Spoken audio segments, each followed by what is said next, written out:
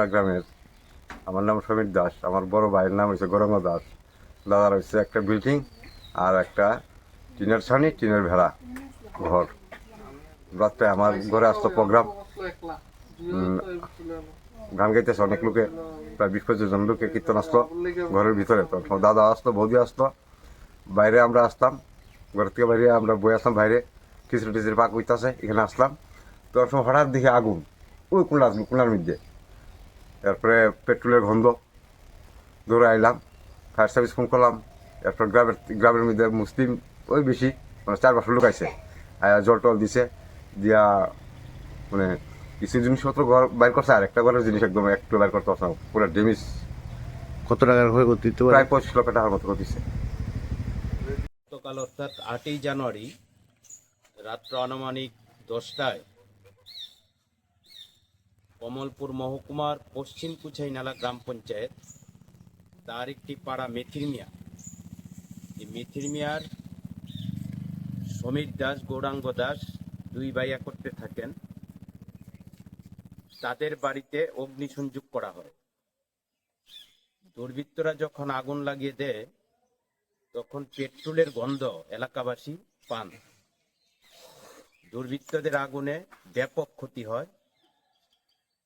তাতে এই আগুনে গবাদি পশুও মৃত্যু হতো।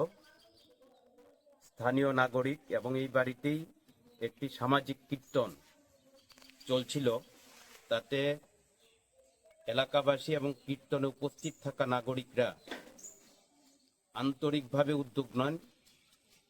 তারা আগুন নিয়ন্ত্রণে আনার জন্য চেষ্টা করেন। এই সময়ের মধ্যে ব্যাপক ক্ষতি হয়ে যায়। পরবর্তী সময় কমলপুর অগ্নি নির্বাপক দপ্তরের কর্মীরা আসে, তারা শেষ কাজটা সম্পন্ন করেন। 2018 সালে সরকার পরিবর্তনের পর এই পরিবারে ব্যাপকভাবেই একের পর এক আক্রমণ হয়। সমীর দাসের দোকান ছিল মানিক ভান্ডার, প্রকাশ্য দিনের বেলা এই দোকান ভাঙচুর করে লুটপাট করেছে সমস্ত জিনিস। এখন পর্যন্ত এই দোকানে আর বসতে পারেনি। বাড়ির কয়েকবার পুকুরে বিষ দিয়ে সমস্ত মাছ শেষ করে দেওয়া হয়েছে। বারবার কৃষি ক্ষেতে আক্রমণ, যে হাড়ভাঙ্গা পরিশ্রম করে রক্তকে জল করে তিল তিল করে কৃষকরা ফসল উৎপন্ন করে বাজারজাত করে পরিবার চালাবে, এই সুযোগ পর্যন্ত পাচ্ছে না। বারবার উৎপাদনের জন্য যে কৃষি সবজি, এটা কেটে ফেলে ধ্বংস করা হচ্ছে। গতকালকে ভয়ঙ্কর অগ্নিকাণ্ড। এই ঘটনার গতকাল রাত্র 10টার ঘটনার পর কমলপুর থানা কর্তৃপক্ষকেও জানানো হয়। আশ্চর্যের বিষয়, এলাকাবাসী সবাই খুব প্রকাশ করছেন, দল মত নির্বিশেষে, জাতি ধর্ম নির্বিশেষে, যে কি প্রশাসন চলছে। 8ই জানুয়ারি রাত্র 10টায় আগুন লাগলো, ফায়ার সার্ভিস আসলো, থানা জানলো, কিন্তু এখন প্রায় সকাল 9টা বাজে, এখন পর্যন্ত আরক্ষা প্রশাসন অর্থাৎ পুলিশ প্রশাসনের দেখা নেই। এই হচ্ছে আজকের বর্তমান প্রশাসনের নির্লজ্জ অবস্থান। এলাকাবাসী এতে প্রচন্ড ক্ষুব্ধ। এলাকাবাসীর ক্ষোভের কথাটাই আমি সকলের কাছে উপস্থিত করছি। যেভাবে চলতে পারে না। কারা এ ধরনের আগুন লাগিয়েছে? ত্রিপুরা সরকার না, যে কোনো সরকারেরই পুলিশ দপ্তর আছে, তার মধ্যে গোয়েন্দারা কাজ করেন, কেউ পোশাকে, কেউ পোশাক ছাড়া।